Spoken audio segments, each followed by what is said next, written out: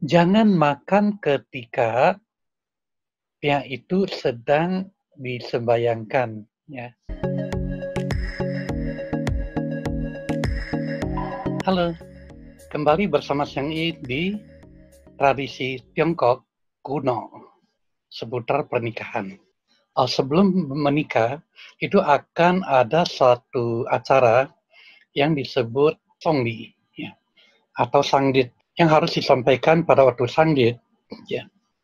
Itu adalah barang yang dipakai, yang dibawa itu adalah namanya uang susu atau uang pinjin, ya, pinjin.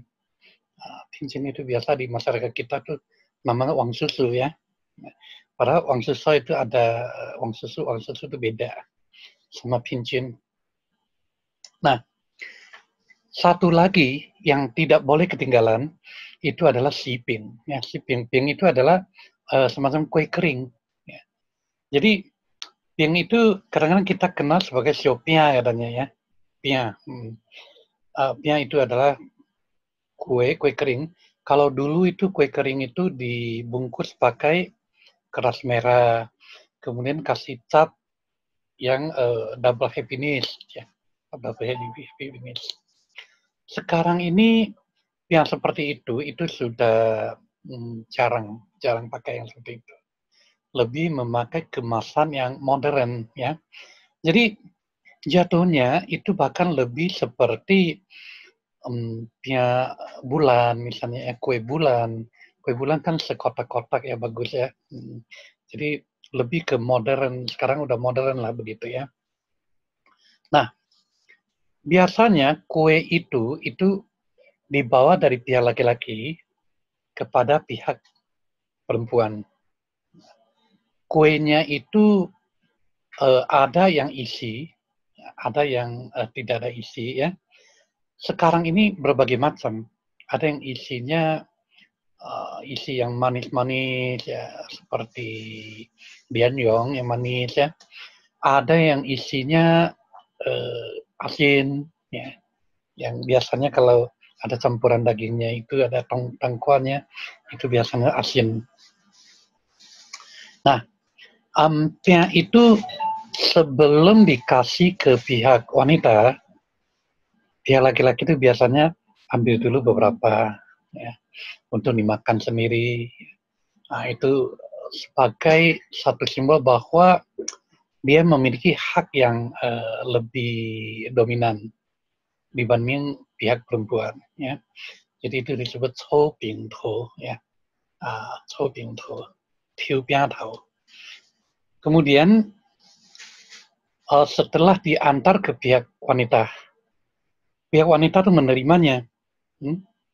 Setelah diterima, itu biasanya pihak perempuan akan menyimpan sebagian lagi dikembalikan kepada pihak laki-laki, supaya pihak laki-laki itu dibagi kepada sanak keluarga pihak laki-laki untuk mengumumkan bahwa telah terjadi jalinan percintaan dan memastikan akan menikah ke depan, ya, antara dua belah pihak.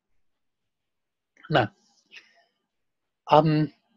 lalu pihak yang disisakan di tempat pihak wanita itu biasanya digunakan untuk sembahyang kepada leluhur, untuk diberitahukan pada leluhur bahwa salah satu anggota keluarganya akan menikah dan akan pindah keluar untuk tinggal bersama pihak laki-laki atau yang orang jadi suaminya nanti. Biasanya pihak seperti itu setelah sembahyang leluhur akan dibagi-bagikan kepada sanak famili pihak perempuan, ya, sama tujuannya untuk menyampaikan bahwa dia sudah memiliki ikatan dan sudah akan menikah, ya, dengan seorang pria, ya, yang akan menjadi suaminya. Lalu pihak itu dalam tradisi bahwa si wanita pengantin ini, calon pengantin itu tidak boleh makan dulu, ya, nggak boleh makan. alasannya macam-macam ya. Salah satunya adalah bahwa kalau makam Pia itu untuk mengantarkan hoki ya, hoki laki ya. Hmm, ke menghadirkan hoki di dalam rumah tangga yang akan dibentuk nanti. Kalau dimakan sama pihak wanita, hoki sang wanita kurang nanti ya. Eh, Tidak bisa mengimbangi pria nanti. Artinya tuh dalam kehidupan itu akan ribut, akan bermasalah begitu ya. Yang kedua adalah bahwa ada suatu kekhawatiran jika memakannya dulu, ya. Jadi artinya sehari sebelum malam pengantin, si pihak wanita itu sudah memakan pia, ya, atau kue yang namanya lipin, ya lipin atau sipin itu, ya.